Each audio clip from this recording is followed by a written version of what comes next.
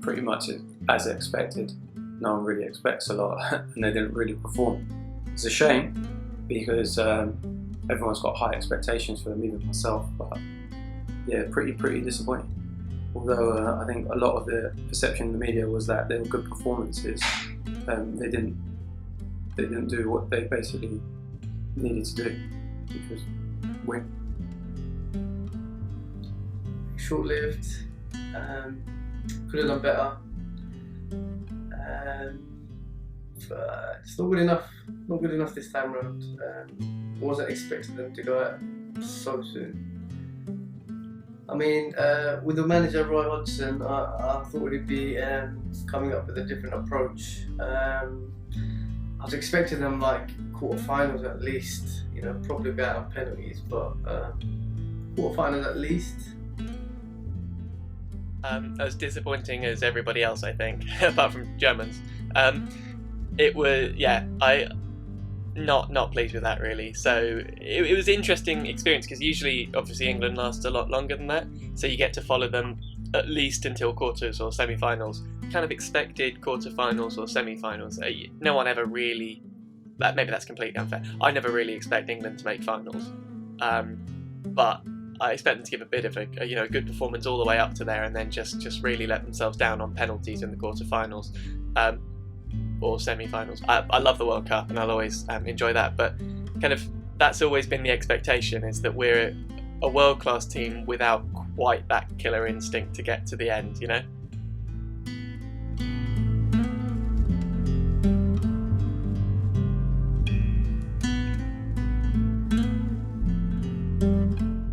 Frustrated, maybe. Just airing my view that our players maybe shouldn't have been on the pitch. But I don't know, everyone's got their opinion, I guess, and it's a way of me voicing my opinion, if you like. Because I use Twitter for basically a lot. You know, I'm fairly active on Twitter. I use it for a lot of my my thoughts and my work. You know, when I'm a lot of my writing on there and linked to it, and for conversations with friends. So I think I'm trying to remember now, because we didn't have that much time really to talk about England's performance before they were gone. Twitter, it was pretty much a platform for me just to keep up with the results and what was going on, especially fixtures. I like the.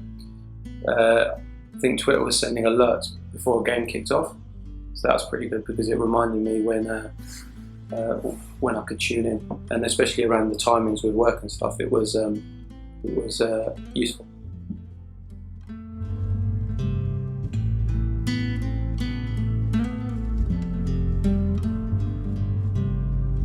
There were probably a couple of occasions where I could go in and just voice my encouragement for the team, which was good. Again, everyone had high expectations, even myself, and Twitter was a platform just to get in touch with people, as well as seeing having a direct connection with the team as well, because a lot of the players were direct on Twitter. I did go online and I saw there's others who had the same view as me. I wrote what I felt.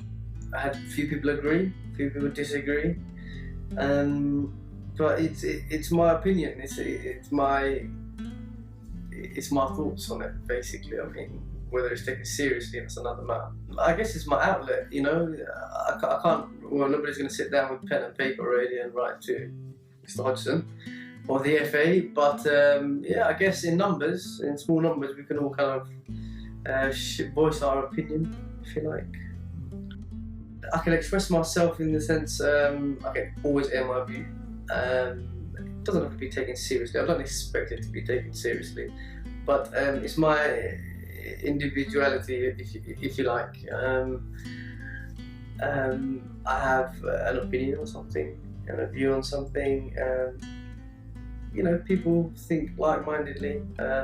Somewhere we can share our thoughts, I guess. Certainly with Twitter, I felt more part of a crowd, both in the World Cup and when the Olympics was happening in 2012. Felt more part of a crowd than when I've watched those things before.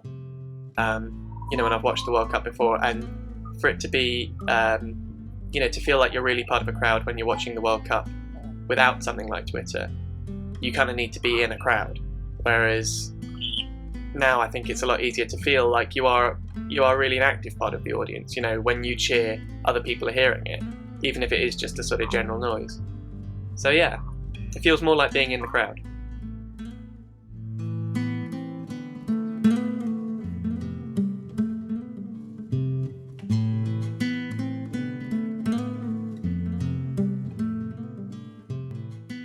No, not myself, but I did see a lot of other ones by people I follow.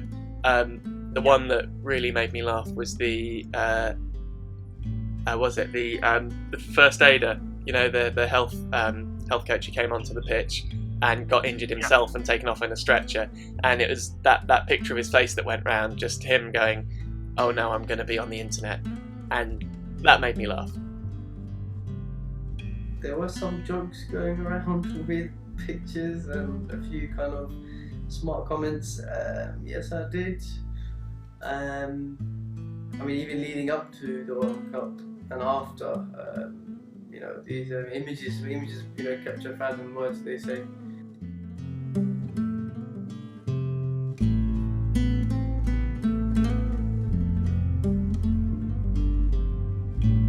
Yeah, the only reason I used them was just so I could keep up to date with what was going on with what teams, and seeing what people were saying. I think it was a good way of grouping different types of comments. I found it useful because there's just so much on social media at the moment. Being able to group it using the hashtags, I think, was a useful tool. I thought it was an interesting use of a common. Obviously, people use hashtags. So I think it was a fun and innovative way of getting people excited about the games, and something that people could easily remember. Hashtag ENG, I think, was at the moment. It's the one place where everybody's talking about the same subject, I guess. So it's a good direction for me to go to, see what the other views are, see if anybody else kind of shares my views as well. But yes, I did. I saw what the other countries were up to, using the hashtag emblems as well. Knowing who was playing at each time was by logging onto Twitter and seeing someone using the in-game hashtags. I found that really, really useful. I'd sort of walk into a room and see two people playing and two teams playing, and I'd already know what the score was from checking Twitter on the way down the stairs. So that was really good. Again, it was a really easy visual way of knowing who was playing at any one time, and I found that really fun. I like that kind of stuff, all the sort of getting, not sort of overbearing on Twitter, but just getting extra little images and stuff, sort of improving the experience, the Twitter experience, and I thought that was a really good way of doing it.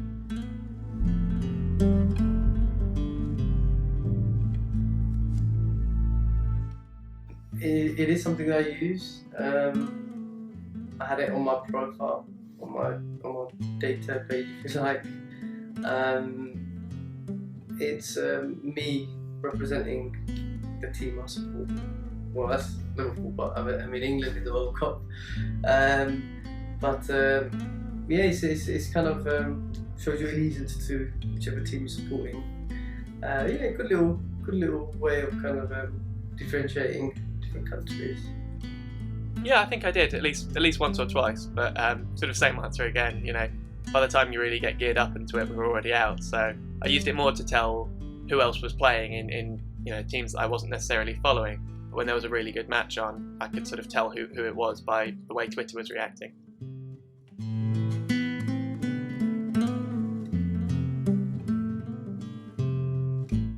Less about England. There was the sort of general commiserations about us being a bit embarrassing and not looking like we were really ready for the World Cup. So there was that kind of thing. I remember the conversations I got more involved with were the ones about Suarez, you know, and the incredible biting man and stuff like that. So that was more about, I think I got more involved in that one because I found it seemed to be a conversation that lended itself better to social media. So I'd say it's more about that. It's when I saw someone who I liked and respected tweeting about something, and I sort of had a similar experience to them, I'd want to tweet to kind of give a bit of feedback to that, and you know, get it's sort of almost build that kind of relationship. So first I want to know if my opinion has any weight and see what other people's opinions were. You know, I read a few great material in regards to what kind of formation we should have used, or how training should have started elsewhere, and so many different kind of views. But it's all individuals, including myself. I did air my views. Not many responses. Maybe I can't tell you some of the responses on camera. It was more to see what other people were saying, and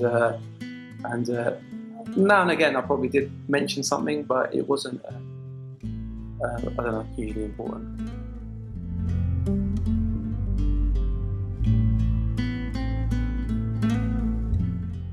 I find it's a direct way of getting in touch with people with similar interests. With regards to the World Cup, it's a direct connection with everyone in this instance supporting England. So it was just a good way of getting my opinion across to everyone else. Yes, it has, because like I mentioned, I mean, if people couldn't get involved, you know, going to Brazil, then they'll sit around and watch the match together. And then if they can't even do that and they're at work, at least you're in touch with the dramas unfolding of that evening. I mean, yeah, it made me look forward to watching the highlights that night. You know, when I heard about that Van Persie header, apparently, I didn't see it, but it made me look forward to come home and watch it. So it kind of kept me in touch with it all. Yeah. I think it has, yeah. Fans of all sorts, actually. So football fans and fans of TV shows and films and all sorts of things. And I think it has really enabled people to find each other and to have conversations, actually.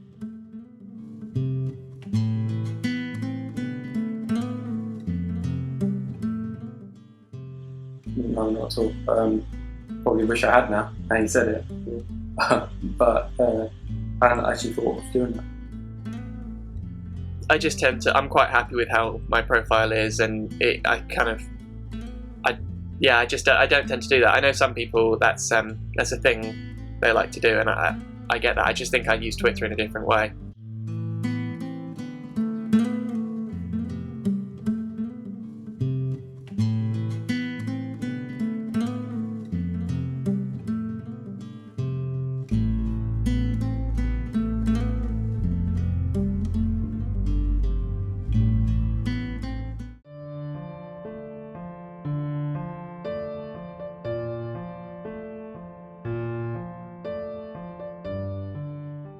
The last friendly for England before they head off to the World Cup in Brazil 2014.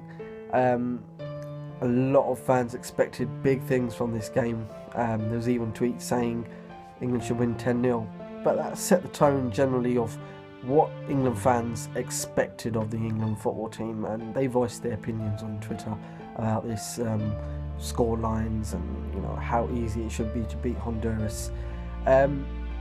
The next theme that I realised was England fans being passionate on Twitter about the players' ability to sing the national anthem. They really wanted their players to really be vocal about it and show some passion when singing the national anthem. Negativity started to creep in the tweets. When England couldn't find a way past Honduras, it was like 15-20 minutes, and tweets started coming in like, oh, we can't even break down Honduras, what are we going to do in the World Cup? Honduras is like a year League One team, and, you know, England's supposed to be Premiership material. There was a short break in between the match because of a thunderstorm. the game being held in US, and fans, from what I can see, fans try to cover up the bad play from the England team by humour. You know, they started making jokes about the team. They started giving their opinion on management techniques, what formations should be used, what players should be playing, how England should be closing down the ball, style of play England are playing. So fans were very vocal about that. They wanted to almost be like a manager of the game, and wanted to tell, oh, this is my formation, this is the way I think England should play, and if they do, then we'll get better results. It's fans' opinions, and they're happy to, you know, suggest different changes or different ways of playing. The other side of the humour was when fans started to make jokes about the commentary, started to make joke about the situation. There was a thunderstorm. Someone said, oh, let's wait for the thunderstorm puns to come in, and that's what England fans expect, and that's what they do. They have a bit of a laugh, banter, but why? Why do they do this? Is it to cover something up? Is it to cover up the frustration of losing? That's very interesting, because you'll see that same theme occurring throughout the other tweets, which will come across in the video, and you'll see it's a common theme. You also got the concerned tweets, some of these England fans who are concerned. We're not breaking down Honduras, you know, again, what are we going to do at the World Cup? You know, if we can't beat Honduras, what are we going to do? There was also tweets that could be seen as motivational or encouragement, or, you know, showing support. When Honduras went down to 10 men, fans started tweeting, come on England, you know, they're down to 10 men, let's go and let's win this game.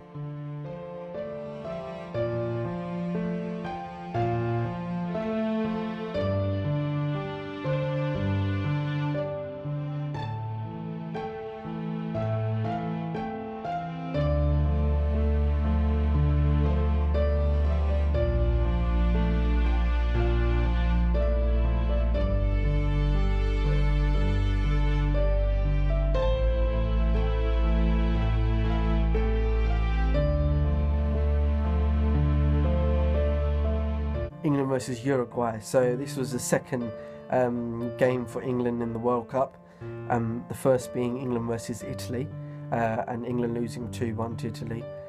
This game, again, there were common themes we can pick up from the last friendly against Honduras, and those themes start off from national anthem, national identity. Fans, again, were very vocal about England players not showing enough passion whilst singing the national anthem. You know, they were very critical about it. Some people said, well, you know, I don't like the national anthem, but at least sing it properly. You're representing our country, sing it properly. Do you even want to be there? They praised Joe Hart a lot for his national anthem when he sung the national anthem. They thought he did really well, and he was showing emotion, and they really got behind it, you know, and they believed in him. They thought, well, this guy is ready, he's ready to represent his country and, you know, really perform. So they really got behind Joe Hart, and they really appreciated it through their tweets. It shows that the national anthem to them is something it's very important. It's important like the England kit is important, the national anthem is important. There's more hopefulness from the fans. They were hopeful. They wanted a result in the sense of at least 1 point coming away. 3 points would have been magnificent for them, but they were realistic in their tweets, and they expressed it quite clearly in Twitter that they needed something to take away from this game, because they knew if they'd lost this game, then, you know, they've lost the first one, they've almost secured their ticket home. There was celebration in this match when Rooney scored. A lot of fans tweeted goal, Rooney. It just shows a particular event, such as a goal, triggers off a quick reaction even if it's the most simplest of thing, just to type goal. They wanted to share that. They wanted to share celebration. There was more support in this game for England than there was in the Honduras game. They knew Uruguay was a big team. They knew that Uruguay wasn't going to be an easy opponent, whereas I think they underestimated Honduras. And the support occurred before the match. It occurred after Uruguay scored their first goal. It continued on throughout the match after England scored to level it 1-1. They supported them, they encouraged them to go and grab that winner, grab that late goal and score again, but unfortunately Uruguay scored again, and the support continued. It continued to the end, saying that, you know, England, we can come back in. We've already come back from 1 down. We can get another goal, and, you know, we can still walk away from this game with a draw. 1 point in the bag. England fans would have been happy with that. There was frustration from the England fans when Rooney's header hit off the bar. Again, they wanted to come together and share this thought.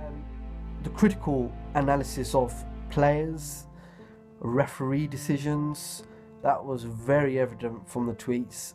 The fans absolutely ripped into the referee when they clearly thought Uruguayan defender Godin should have been sent off. They voiced their opinions. Again, it's an event that's triggered it off. It's an in-game event that's really got under their skins, and they wanted to share this because they feel that, you know, they've been let down. It's frustrating for them. Decisions weren't going their way. They wanted to share this, and they did. There was disapproval when Uruguay got their second goal. It was an error by the England captain Steven Gerrard, which led to the goal, unfortunately. And England voiced the opinion. England fans, they voiced their opinions on this matter, and they were very upfront about it. They didn't hold back, and they just wanted to get their point across that, you know, was Gerrard the right option? As well as support, we also saw some fans being nervous. They decided to tweet that, you know, they were nervous, so even when it was 1-1 and when they went down 2-1, would they get back into it, because they really needed a point, they really needed something from this game. And there were fans that were very nervous, and I think sharing that tweet with other fans just to see, you know, they're not the only one that are nervous. There's a whole group of England fans on Twitter who are also sharing that same experience, and I think it comes down to people looking for other people who are going through that same emotion, same experience as they are, and, you know, just knowing someone else is out there going through that same experience, I think they find it comforting. Humour again was a big theme, which I realised. England fans created memes. They created jokes about television adverts the players were in. They created jokes about players at the expense of players. So it just reiterates that, is humour covering up for something that's in short of? Is it a front that fans put on, humour, because England are not performing? From the evidence so far, that's what it seems like. Another common theme again in this game was the management style that fans offer, managers on Twitter. We weren't getting anywhere with what we had on the field right now, so England fans took to Twitter and they suggested substitutions. They even suggested the type of play England should be playing, closing down the ball, better passing, better possession. So that just showed another part of the fans that are on Twitter that, you know, they're vocal about how England should play.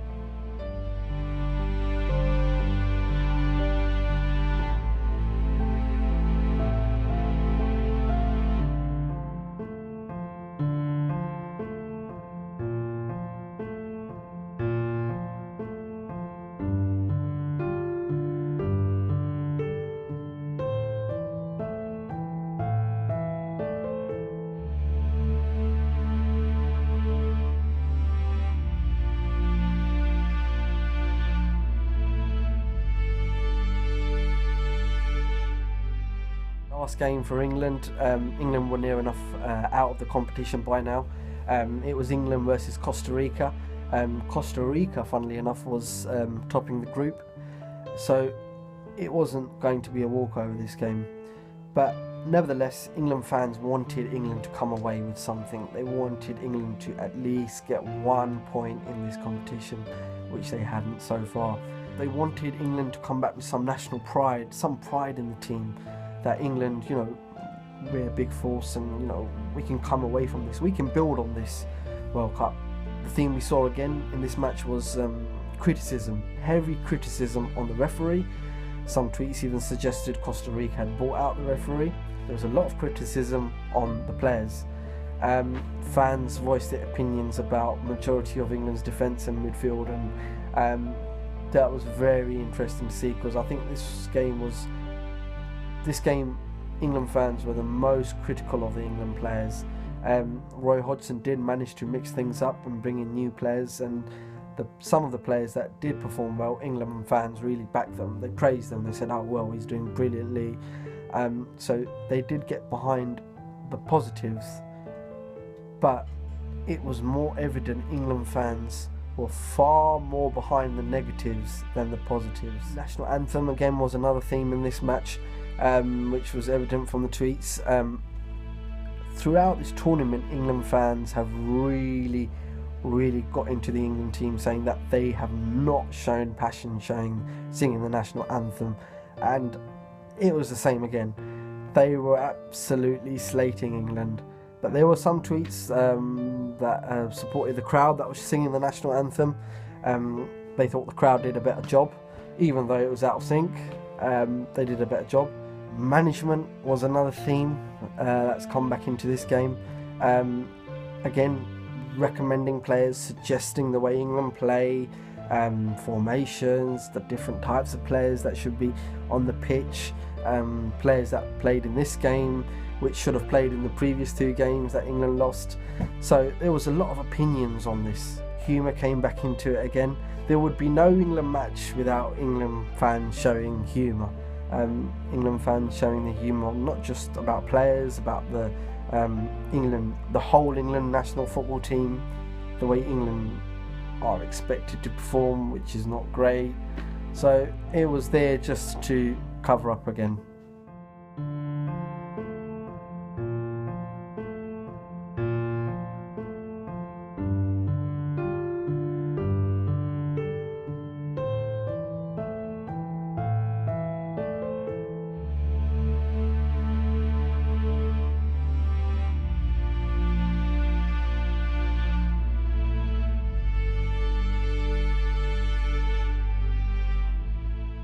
So, analysing the tweets, I found common themes such as national identity, such as humour, such as management, such as criticising of players, praising of players.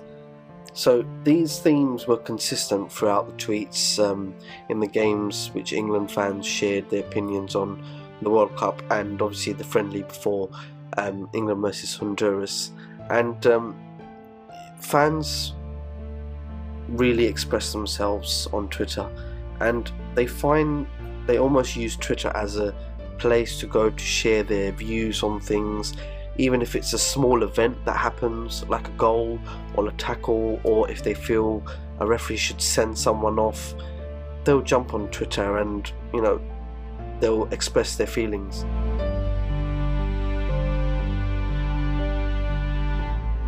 Matches had pre-assigned in-game hashtags. It was much easier for conversations to start, conversations to be monitored, and any England fan to join in another conversation. If they had left a remark on the tweets, they always left a hashtag.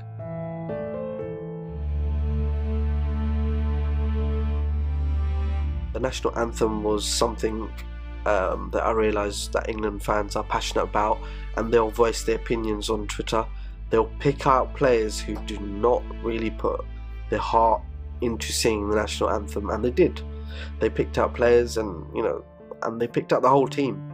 In fact, whoever wasn't singing properly, they named and shamed. but they also gave praise to players such as Joe Hart, who gave everything in singing the national anthem, and they really believe that, well, this guy is really up for this. He's singing and he's proud of his country, and he's going to go out and perform, and he's going to give his everything. I do believe from the tweets that I've evaluated that humour is a way for England fans to cover up the disappointment of the England football team for them not performing well, not playing, and again, that was clear through the tweets that came in. They clearly showed humour, and they knew they're showing humour because they're frustrated of being disappointed in England. They just cover it with humour, and the amount of humour tweets I collected was a lot. I had to limit them for the videos, but it was very clear humour is covering up England's deficiency on the pitch.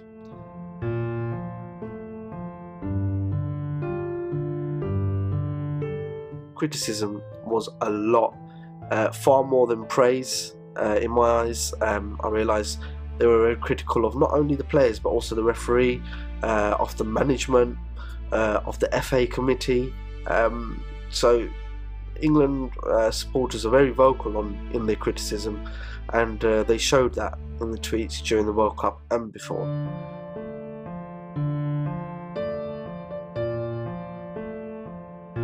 Management was not really a surprise for me, because a lot of England fans that I've spoke to off Twitter and in public, they always seem to, offer suggestions on what type of players should be playing, what formations the manager should be playing. Even before the World Cup, I had discussions with people who thought the squad wasn't right, they were missing 1-2 players. So when I saw that replicated on Twitter, I wasn't surprised.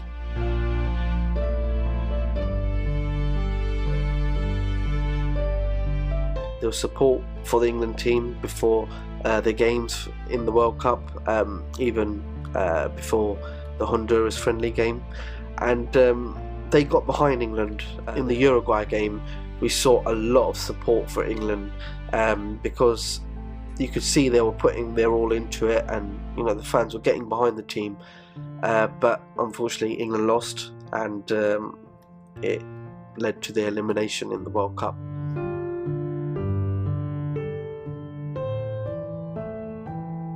Expectation, I think that went early on in the World Cup. Losing again to Italy, you could see from the tweets there wasn't as much expectation. There was hope. You could see that on tweets by England fans tweeting, I really do hope England qualify to the next round, or I really hope England can score a goal.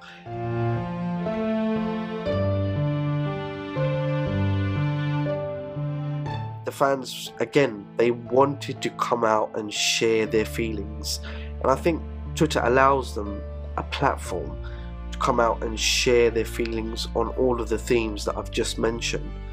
That's why those themes were really common. And I think technology has definitely played a part in allowing fans to do that.